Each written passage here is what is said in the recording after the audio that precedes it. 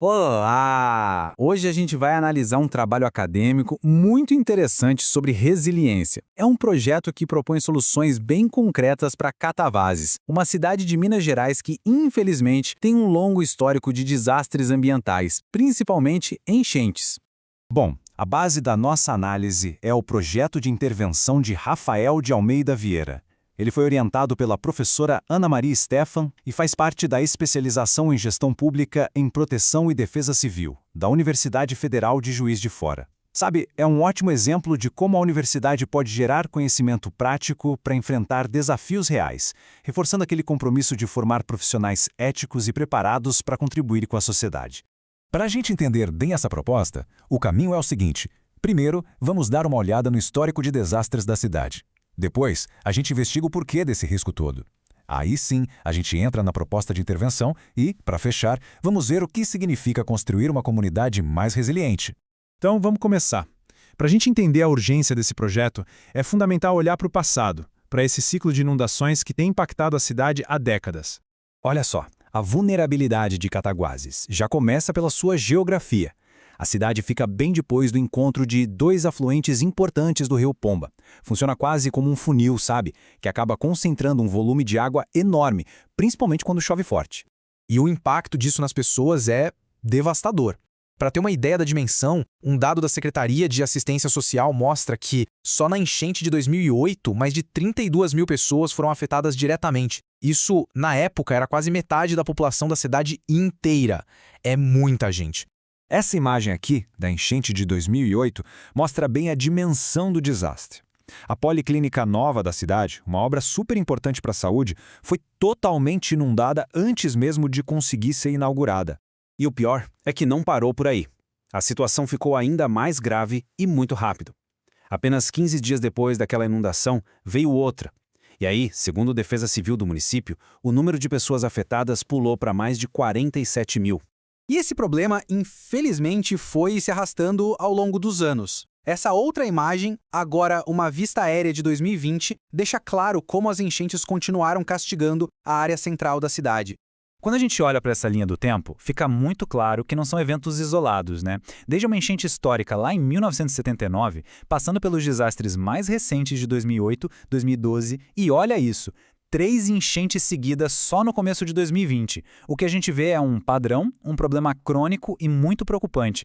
Ok, então vamos para a segunda parte. A pergunta que fica é, por que isso acontece com tanta frequência e com tanta força em Cataguases? A resposta, como o trabalho mostra, está numa combinação de fatores naturais com a ação humana. Para analisar o problema de forma mais técnica, o projeto usa o conceito de risco hidrológico. E por que isso é importante? Porque com esse conceito a gente não só entende o que já aconteceu, mas consegue medir a probabilidade de acontecer de novo. E isso muda tudo na hora de planejar prevenção. Então o estudo divide as causas em 2 grandes grupos. De um lado, os fatores naturais, que a gente já falou, como a cidade estar numa bacia de rio. Mas do outro lado, e aqui é um ponto crucial, vêm os fatores humanos. Coisas como o crescimento desordenado da cidade, o assoreamento dos rios, que é quando a terra e outros sedimentos se acumulam no fundo do rio, deixando ele mais raso. Tudo isso acaba piorando e muito o efeito das chuvas.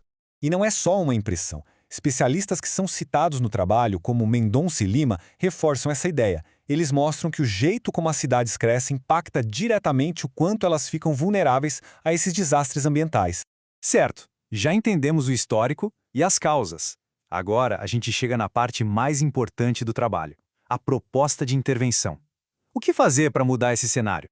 A estratégia é bem estruturada e se apoia em 3 pilares principais. E o mais interessante é que eles foram pensados para funcionar juntos, de forma integrada, para reduzir os riscos e, o mais importante de tudo, proteger as pessoas. O primeiro pilar é a tecnologia, o monitoramento hidrológico. A ideia é usar ferramentas que já existem, como a plataforma HidroWeb, para ficar de olho nos níveis dos rios em tempo real. Isso é fundamental porque dá para a Defesa Civil a chance de avisar todo mundo antes que o pior aconteça. Mas só ter o dado não adianta nada se ele não chega em quem precisa, certo? Por isso o segundo pilar é a comunicação. O plano aqui é criar jeitos claros e fáceis de avisar a população, para garantir que os alertas cheguem para todo mundo de forma rápida, principalmente na hora da emergência. E para fechar o terceiro pilar, que foca nas pessoas, a educação ambiental. A ideia aqui é muito mais do que só reagir ao desastre. É construir uma cultura de prevenção. É preparar a comunidade para que todo mundo entenda os riscos e saiba o que fazer para se proteger.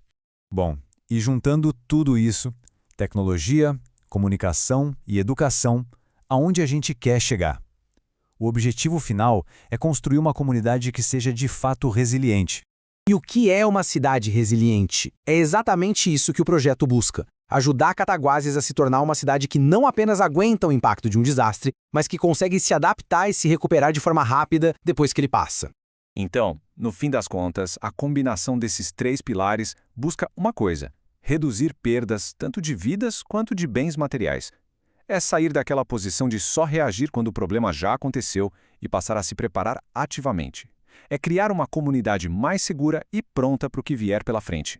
Para concluir, fica claro que este trabalho acadêmico é uma contribuição muito importante. Ele não só dá um caminho prático e bem fundamentado para Cataguases, como também serve de modelo. Mostra como a pesquisa séria, feita na universidade, pode e deve gerar soluções concretas para os problemas da sociedade.